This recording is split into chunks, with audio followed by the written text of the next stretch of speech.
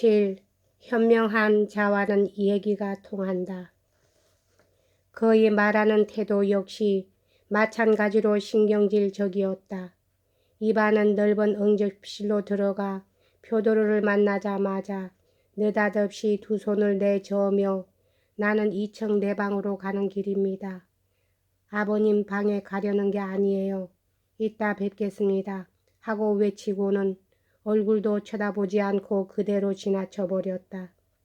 그런 경우 이반이 노인에 대해 심한 정오를 느꼈다는 것은 얼마든지 있을 수 있는 일이기는 하지만 그토록 증오감을 노골적으로 표시하는 것을 보고는 표도로로서도 당황하지 않을 수 없었다. 더욱이 노인은 그에게 급히 할 얘기가 있어서 일부러 그를 만나고자 응접실까지 나와 있었던 것이다.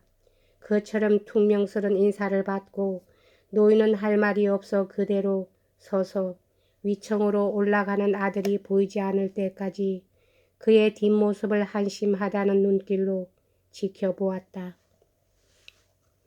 저 녀석이 왜 저래? 뒤따라 들어온 스메르자코프에게 노인은 성급히 물어보았다. 무슨 화나는 일이 있는 모양인데 어디 도련님의 심중이 알 수 있어야죠. 하고 하인은 회피하는 투로 중얼거렸다.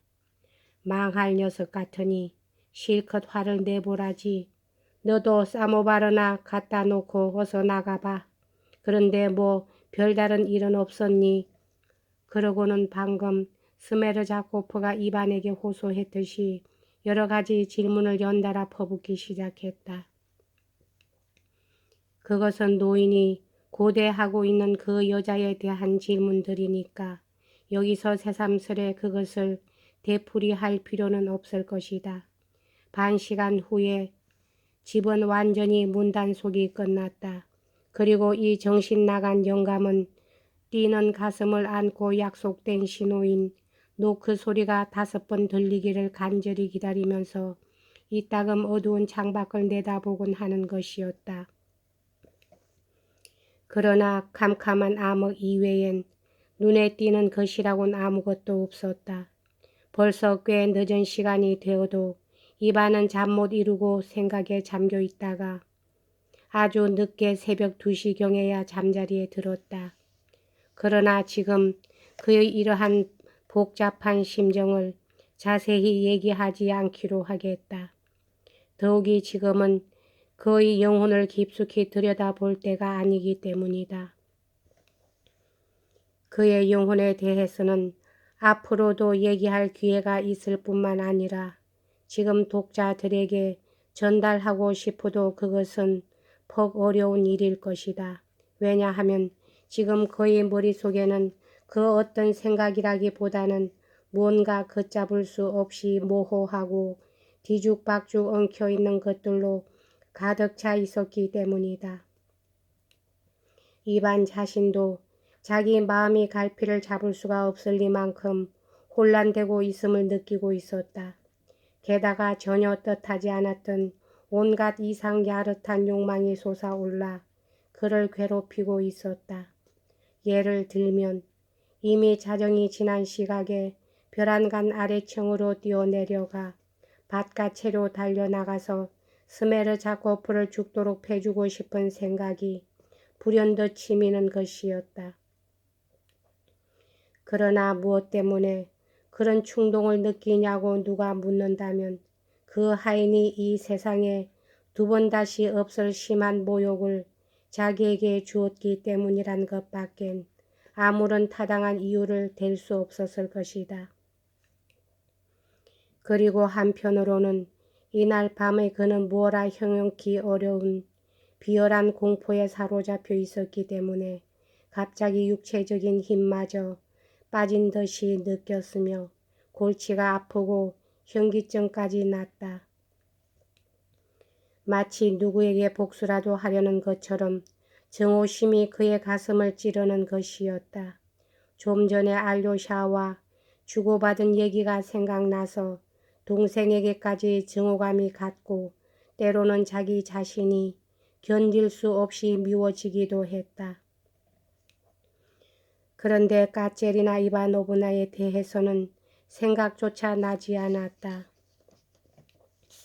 그는 아까 낮에 그녀를 만나 내일은 모스크바로 떠나버리겠다고 큰 소리를 치며 단언했을 때에도 마음속으로는 쓸데없는 소리, 내가 가기는 뭘 가, 지금 내가 큰 소리를 치듯 그렇게 쉽사리 떠날 수는 없을걸 하고 자기 자신에게 속삭이던 것을 똑똑히 기억하고 있었는데도 이렇게 그녀에 대해 잊을 수 있었던 것이 오래도록 이상하게 여겨졌다. 꽤 오랜 세월이 지난 후에도 그날 밤 일을 회상할 때마다 이반의 마음에 참을 수 없는 혐오감이 드는 사실이 한 가지 있었다. 그것은 다름 아니라 그날 밤 자기는 이따금 소파에서 벌떡 일어나서는 누가 몰래 엿보지나 않나 겁이라도 나는 듯이 살그머니 방문을 열고 청개까지 나가 귀를 바짝 기울이고는 아래층 방에서 서성거리는 아버지의 동정을 살피곤 했다는 사실이다. 그는 한참 동안 거의 5분가량이나 그 어떤 알지 못할 호기심에 사로잡혀 두근거리는 가슴으로 숨을 죽여가며 귀를 기울이곤 했다. 그러나 그가 무엇 때문에 그러는지 무엇 때문에 귀를 기울이고 있는지는 물론 이반 자신도 알 수가 없었다. 그 후 일생 동안 그는 이것을 비열한 짓으로 여겼으며 이것이야말로 자기 생애에서 가장 비열한 행위였다고 마음속 깊이 명심했다. 그땐 아버지 표도료에 대해서는 증오 같은 것은 전혀 느끼지 않았고 다만 비상한 호기심만이 작용했을 뿐이었다. 지금 아버지는 아래층 자기 방에서 어떤 꼴을 하고 서성거리고 있을까? 지금 혼자서 대체 뭘 하는 것일까? 하고 생각하기도 하고 지금쯤 아버지는 필시 어두운 창밖을 내다보다가는 갑자기 방 한가운데 우뚝 걸음을 멈추고 누가 찾아와서 노크를 하지는 않을까 하고 초조하게 기다리고 있을 거라고 상상되기도 했다. 이런 심정에서 이반은 아버지의 동정을 엿들으려고 2번이나 청계까지 나가 보았다. 2시쯤 되어 세상이 지죽은 듯 조용해지고 표도로까지도 잠자리에 들었을 때에야 이반은 몹시 피로감을 느끼고 자기도 빨리 잠을 자야겠다고 마음먹고 자리에 누웠다. 과연 그는 꿈 한 번 꾸지 않고 깊은 잠을 잤다. 그는 새벽 일찍 날이 셀 시각인 7시쯤에는 잠이 깨었다. 눈을 뜨자 이상하게도 온몸이 놀라운 활력으로 충만해 있음을 느끼고 얼른 일어나 옷을 갈아입은 다음 트렁크를 꺼내서 즉시 짐을 꾸리기 시작했다. 내 따위도 마침 어제 세탁소에서 모두 찾아다 놓았으므로 모든 일이 순조롭게 진행되어 이 급작스런 출발을 방해할 것이 하나도 없다고 생각하니 절로 미소가 떠오를 지경이었다. 사실 그의 출발은 자기로서도 갑작스런 기분이었다. 비록 그가 어제 까체리나와 알료샤 앞에서 그리고 스메르 자코프에게조차 오늘의 출발을 확언했다고는 하지만 어젯밤 잠자리에 들 때까지도 출발이란 전혀 생각조차 하지 않았던 것이다. 아침에 눈을 뜨자마자 트렁크를 꺼내 짐을 꾸려야겠다는 생각은 적어도 간밤에는 염두에도 없었다는 것을 그는 분명히 기억하고 있었다. 어쨌든 그는 트렁크와 룩색을 다 꾸렸다. 그러자 9시쯤 되어 마르파가 올라와서 차는 어디서 드시겠습니까? 방에서 드시겠어요? 아래층에서 내려오시겠어요? 하고 여느 때처럼 물어보았다. 이반은 아래층으로 내려갔다. 그의 은동에는 어딘지 심란하고 초조한 빛이 엿보였으나 그래도 겉보기엔 제법 유쾌한 듯 보였다. 이반은 부친을 보자 상냥하게 인사를 하고 건강 상태가 어떠냐는 것까지도 물은 다음 대답도 미처 듣기 전에 1시간 후엔 자기가 모스크바로 영영 떠나버릴 작정임을 얘기하고 마차를 불러주도록 부탁했다. 그러나 노인은 아들의 출발에 대해 인사치레로 남아 섭섭해하는 것도 있고 놀라는 기색도 없이 듣고만 있었다. 출발을 섭섭해하는 대신 오히려 자기 자신의 어떤 중요한 용건이 생각난 듯 수선을 떨기 시작했다. 너도 참 그런 법이 어디 있니? 어제 말해 줄 것이지. 하지만 아무래도 상관은 없어. 지금이라도 늦지는 않았으니까. 그런데 얘야, 너 이 애비한테 효도하는 셈치고 체르마시냐에 들러주지 않겠니? 볼로비아 역에서 왼편으로 구부러져서 불과 12km만 가면 체르마시냐야. 죄송하지만 안 되겠습니다. 철도까지 나가려면 80km나 되는데 모스크바행 열차는 오늘 저녁 7시에 있으니까 기차 타기도 바쁩니다.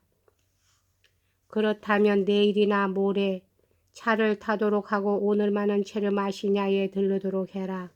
조금만 수고해주면 애비가 안심이 될 텐데 여기 볼 일이 없다면 벌써 내가 갔다 왔을 테지만 그쪽 일도 더 급하게 돼 있어. 하지만 이쪽 사정 때문에 난 꼼짝도 못하는 형편이 아니냐. 그러니까 거기 있는 내 임야는 두 구역, 베기체프와 자치킨에 걸쳐 있는데 거긴 그야말로 무인지경이나 다름없는 곳이다. 그런데 그 지방의 상인인 마슬로프 부자가 있는데 이들이 임야의 나무를 벌채하겠다면서 제목값을 고작 8,000루블리밖에 안 보는 거야. 작년엔 12,000루블리로 사려는 작자도 있었는데 그만 흥정이 깨져버렸지. 하긴 그자는 지방 사람이 아니라서 흥정이 쉽게 붙었지만 말이야. 지금은 그 지방 사람으로서 흥정을 하려는 자는 아무도 없지. 그 지방에서는 100만 장자인 마슬로프 부자를 상대로 경쟁할 만한 자가 하나도 없으니까 그들은 자기네가 부른 값으로 사고 말겠다는 심보야. 그런데 지난 목요일에 갑자기 일린스키 신부한테서 고로스터긴이라는 새 상인이 나타났다는 기별이 왔어. 고로스터긴은 나도 전부터 잘 아는 친구인데 무엇보다 그자는 그 지방 출신이 아닌 뽀꼬레보퍼 사람이란 점이 중요하지. 그러니까 마슬로프를 두려워할 건 없을 거라는 말이지. 아무튼 고로스터긴이 그 임야를 12,000루블리로 사겠다는 거야. 알아듣겠어? 신부의 편지로는 그자가 앞으로 일주일밖엔 그곳에 머물러 있지 않을 모양이니 내가 가서 그자를 만나보고 흥정을 해보란 말이다. 그렇다면 아버지가 신부에게 직접 편지를 하면 그 신부가 흥정을 붙여줄 게 아닙니까? 여기까지 하겠습니다.